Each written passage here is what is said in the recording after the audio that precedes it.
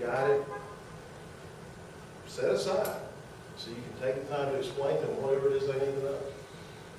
Like I said, return phone calls. I put Dress for Success on there with a question mark because I forgot to take it off. But I will touch on it. You know, there are people out there that believe that you should dress like a banker when you work at a store. And there are others that believe you should dress in a manner that is more aligned and comfortable to the people you serve. Now, one of those people is one of my assistants, and he just says that because he wants to have an excuse to wear his overalls to school.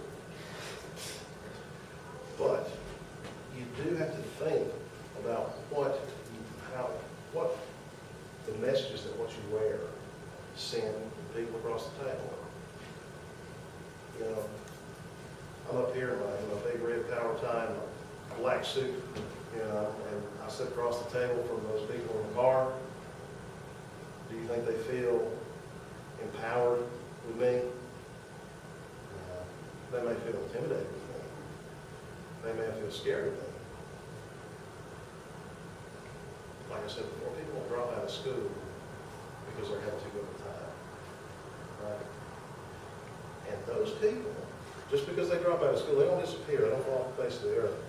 They have kids, and they come back to your school. And in a community like mine, there's no reason to move there if you're not from there. There's not a lot of industry. So there's no reason to move in. And a lot of people never move out because it's the best place to want to be. But if they don't graduate high school and they get a job locally and they just do their thing and live their life and they have kids,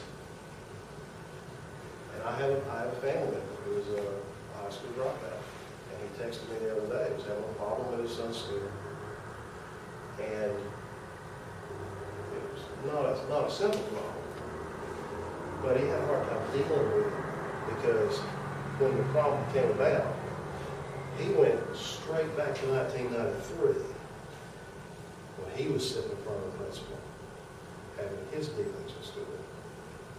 And the things that caused him to walk out that door, he brings them right back in with him when he started talking about his son. And you know, a lot of people don't think like that, because you have to. Because you have to understand people's motivations when they come and talk to you. Some people are just going to start out that conversation hating you. You are the government, you spend all my tax dollars, you're ugly to my kid, and I'm here to tell you everything that I don't like about you. And how do you de-escalate that? You gotta listen. And you may hear some crazy stuff. You guys who haven't started yet, if I told you some of this stuff, you wouldn't believe it. Yeah. And it never gets old. Sometimes it's even entertaining. Sometimes it'll make you cry, sometimes it'll make you laugh. But you gotta listen. You gotta listen. But I guess I got off the point. You need to adjust what you have on to the messages you want to send. If I was in my office today and there was the car folks came in to see me, I would probably take off my jacket and not sit behind my desk. In fact, I've got a couch in my office because they didn't have anywhere else to put a couch. And sometimes you can sit on the couch and you have a conversation with a parent, and it brings you down to where they think their level is. Sometimes people really, really don't think a lot of themselves whether they say something or not, but it equals things out. Sometimes in your interactions with people, you have to have a little authority. And other times, you have to be equal. And you got to think about that. Red tie, behind the desk, I'm boss. You know, I can kick back and look stern with the best of them, and you know, I'm scared. I'm scared. Really. But that was a joke. I'm not really that scared. But if you're talking to these people and you need them to understand that what you're doing for or with their child is because you care about them and you're trying to do what's best for them. You're trying to help them, even though it may not be something they want to do or something they want to hear. People hate. The worst thing about middle school is that I typically wind up being the first person to ever tell them that junior is not perfect. I hate that. And that may be you. You may not teach middle school. It's the best thing ever. Look, it's hard to get people to teach middle school. Everybody wants to be a high school teacher or an elementary school teacher where, the kids are little and problems are small. Don't do that. I encourage all of you to teach middle school. It's fun. I'm doing my best to never, ever be a high school middle school. It just seems like it would be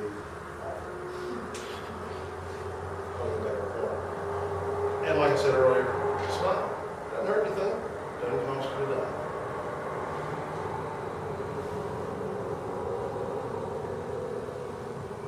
And again, for your administrators, if they're not doing these things, they can expect them from you, but they shouldn't.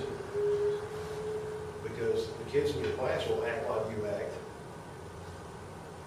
And when some of you guys lose your mind and decide to be administrators, your teachers will act the way you act. If you run your school like a prison, teachers treat kids like prisoners, like convicts. And like guards.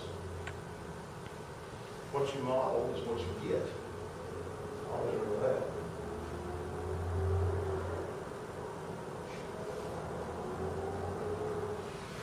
Dealing with difficult people.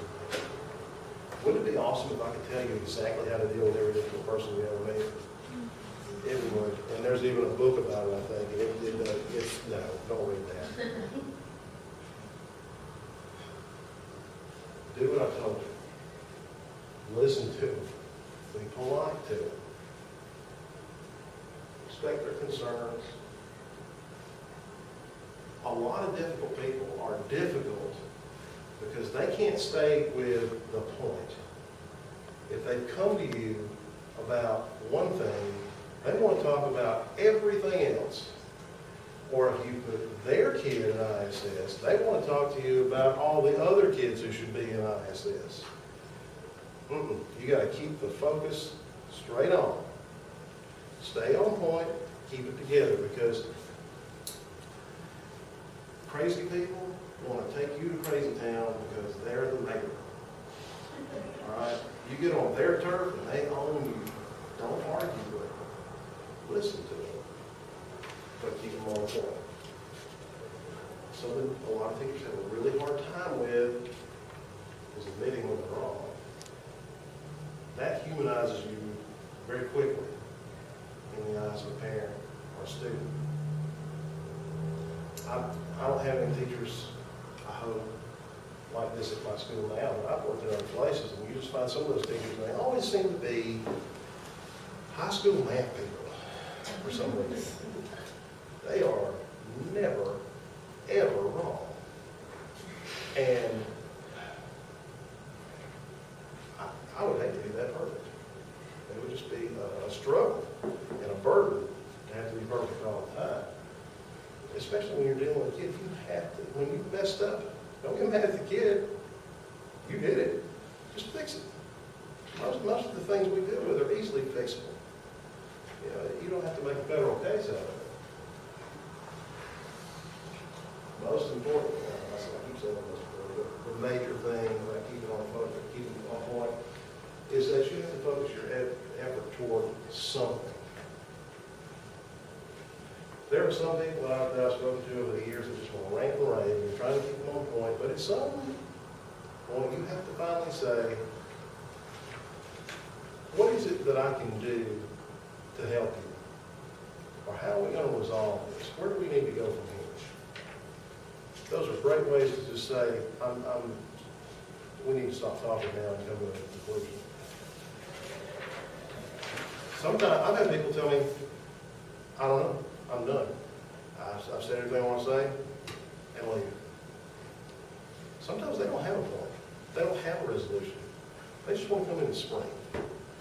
That's not appropriate. You shouldn't let people scream at you. But if you de-escalate and listen to them and try to act like you care about the concerns, they don't scream as much. Resolution is always the goal.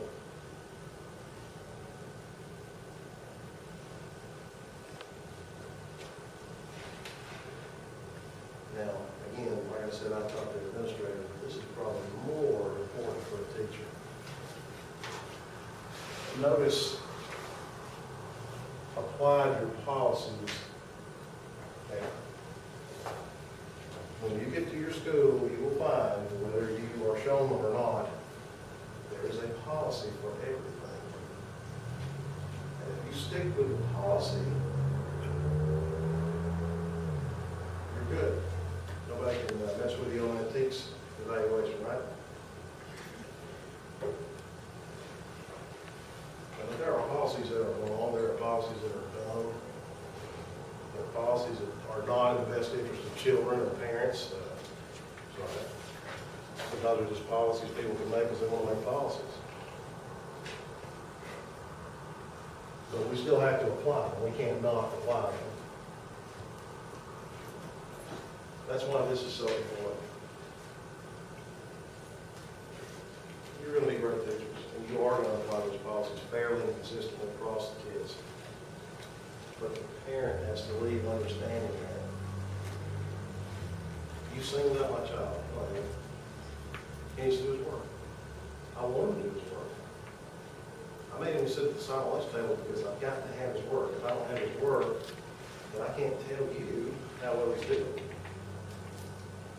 I can't help him if I don't have this. If he's missing something, I don't know. I care about Junior's work. I care about his future. I care about him, how he's going to do on the milestones test. We want him to go to the next grade level. So he's going to sit up here with me at lunch and do his work. Okay. That'll satisfy most parents. It would satisfy me. I mean, I don't. My daughter had to sit out of recess last year, and I didn't like it one bit. But she didn't have her homework.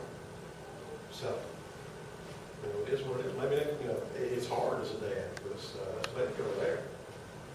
But, maybe next time she'll have her homework. I didn't go yell at the teacher. Just put that out there. But it's hard to accept that the junior's not perfect. That upsets people.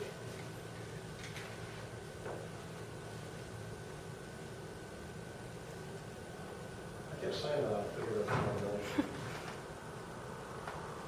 All right, and that's all I have on the slides. And again,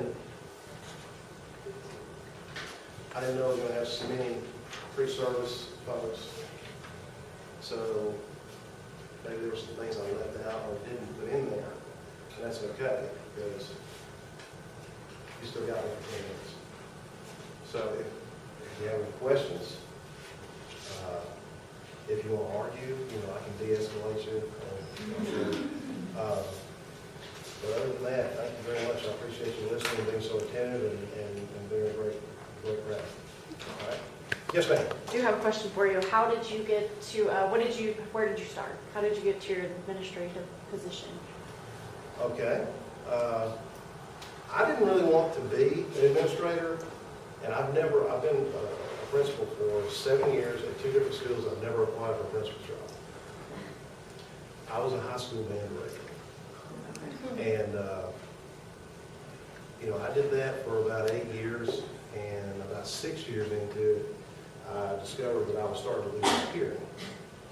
And so I went and took a couple of courses over at West Georgia College to get my administrative add-on. I'd already got my master's add-on, thinking, maybe one day down the road, I might do something else.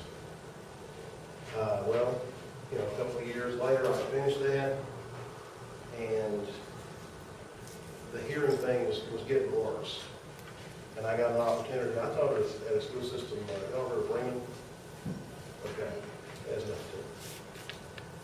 city system inside our county that everybody hates. So I thought I was the band director there. But I went to the county schools when I was in school. So an opportunity came along, and I applied for it, and I wound up becoming the administrator of the Haralson County Alternative School Program, which, like I said, a lot of fun phone calls for that. And I was an assistant principal for 3 years, doing alternative school, and assistant principal in middle school at the same time. And then one day, the human resources director calls up and says, and also teaching a small rural system, sometimes administrative personnel turn over a lot. First 5 years I worked in Haralson County, I worked for 6 minutes. You know, it happens. We've had a good one now for 6 years, and it's been good. But they called me up and says, "Do you want to be the principal of West Haralson Elementary School?" And I said, "Well, sure." And she said, "Good, you're on board." That's it. And then the next year, and I don't get me wrong about elementary school, I had a great time. Once you get used to everybody hugging you, and just accept that your teachers are just going to cry sometimes for no real reason. I don't know why they ever did, but I had a great time being an elementary school principal. My superintendent called me in the office one day, and he said, "Brian, I'm sending you back to the middle school as the principal. Mr. has decided to leave, and we're going back there." And I literally begged him not to send me back because it was that bad. And yeah, but it was the best thing that ever happened to me, because if you ever get the opportunity, I mean, if they ever go back to it, working in a state-directed school is great. I mean, it may sound bad, you're not doing well, but who knew the Department of Education knew how to change schools?